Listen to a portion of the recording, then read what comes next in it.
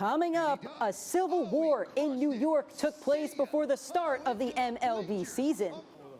And Myles Garrett makes the Browns back up the Brinks truck. All that and more on Full Sail Live.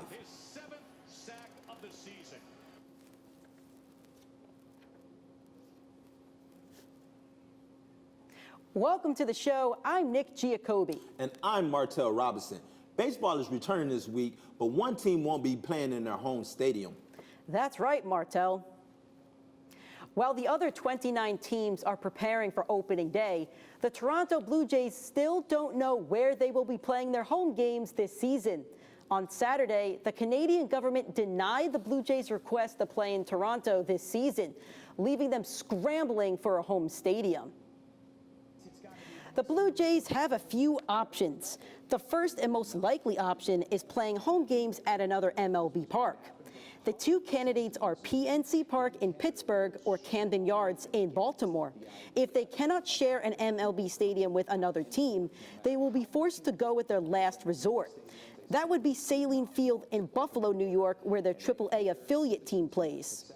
The Blue Jays' first home game will take place on July 29th against the Washington Nationals. The New York Yankees and the New York Mets played two exhibition games over the weekend, marking the first Subway Series of 2020. The Yankees dominated the first game at Citi Field on Saturday and kept that momentum rolling into Sunday night. It's a sunny Sunday at Yankee Stadium. Jordan Montgomery on the mound for the Yankees. Montgomery was off to a hot start. 2 strikeouts in the first inning, including one on Rookie of the Year, Pete Alonso. A solid day for Montgomery. 5 innings pitched, 6 strikeouts, and only 2 allowed hits. But the pitching was not the story of the day for the Yankees. In the bottom of the first, guess what? Court is in session. All rise for Aaron Judge. Yankees up 1-0. We're going to go to the bottom of the fourth, and it's time to release the Kraken. Gary Sanchez smacks one into the second deck of left field, putting the Yankees up 2-0. In the bottom of the sixth, Luke Voit, watch this one, guys. Deep center shot into Monument Park. See ya, it's gone. Drew Smith, look at the look on his face. He knew that was gone at the crack of the bat. Yankees up 3-0, but Aaron Judge says court is back in session. A 2-run home run into the left field bleachers. The verdict is guilty for the Mets. Yankees up 5-0. And look at Gary Sanchez in the dugout. It's all smiles over there. Then in the bottom of the seventh, Giancarlo Stanton says, hey guys, don't leave me out of this home run party. He hits a moonshot into the left field bleachers, 448 feet. The Yankees win 6-0. They'll take on the Philadelphia Phillies tonight at Yankee Stadium in their final exhibition game. Welcome back to the show. I'm Martell Robinson. He's Nick Giacobbe. Last night, WWE presented the horror show at Extreme Rules. We saw a few titles change hands, a controversial finish to a big match, and many broken tables. We will see the fallout from Extreme Rules tonight on Monday Night Raw. Now we go to Martell, who has the inside scoop on what's going on in the NFL. Hey, Nick, who should I be picking for fantasy football this season? Martell, I do have some picks to help you dominate your fantasy league because it's time for Nick's Picks.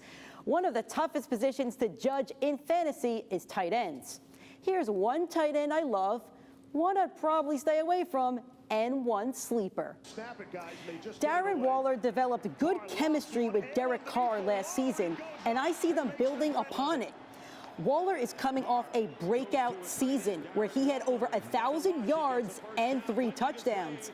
The Raiders' first-round pick, Henry Ruggs, will be a speedy receiving threat over the top, which could leave the middle of the field open for Waller. I think he could end up being Carr's go-to target in the red zone. Now, Rob Gronkowski may be back on the football field, but the question is, should he be back on your fantasy team? To quote Admiral Akbar, it's a trap. Gronk will have to compete for targets with 2 top 10 fantasy receivers and 2 other tight ends. Also, he hasn't played in an NFL game in over a year. Somebody in your league will buy into the hype and draft him early. I advise you to use the force and not fall into this trap. Lastly, I think Hayden Hurst is a sneaky sleeper.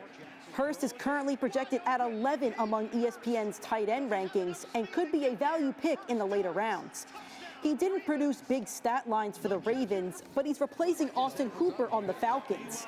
Last season, Hooper had 700 yards and 6 touchdowns on 97 targets. Knowing that Matt Ryan loves his tight ends, those targets could now go to Hurst. So with that being said, Nick, who do you have as your 2020 most valuable player? Well, Martell, I think it's only one answer. The reigning 2018 MVP, Giannis Antetokounmpo. Check this out. In his 2018 MVP season, Giannis averaged 27 points, 12 rebounds, and 5.9 assists in 32 minutes. That's the second fewest minutes played per game by an MVP.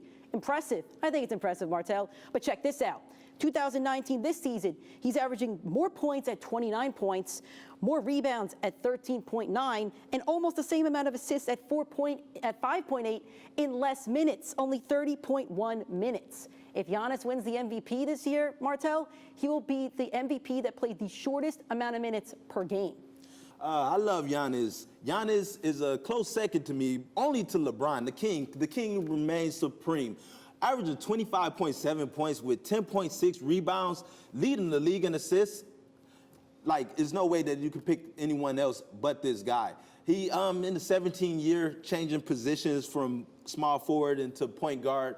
He's basically leading his team the second in the West, the stronger conference. And the Lakers have not made the playoffs in 7 years, since 2013. They're going to make it this year with LeBron at the helm. And then also, with Giannis being the league MVP last year, what did he do last year in the playoffs? I know the regular season is an award, but the playoffs, he got crushed. He basically got shut down by the claw, Kawhi.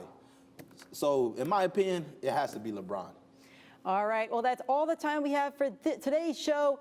For Full Sail Live, that's Martell Robinson, and I'm Nick Giacobbe.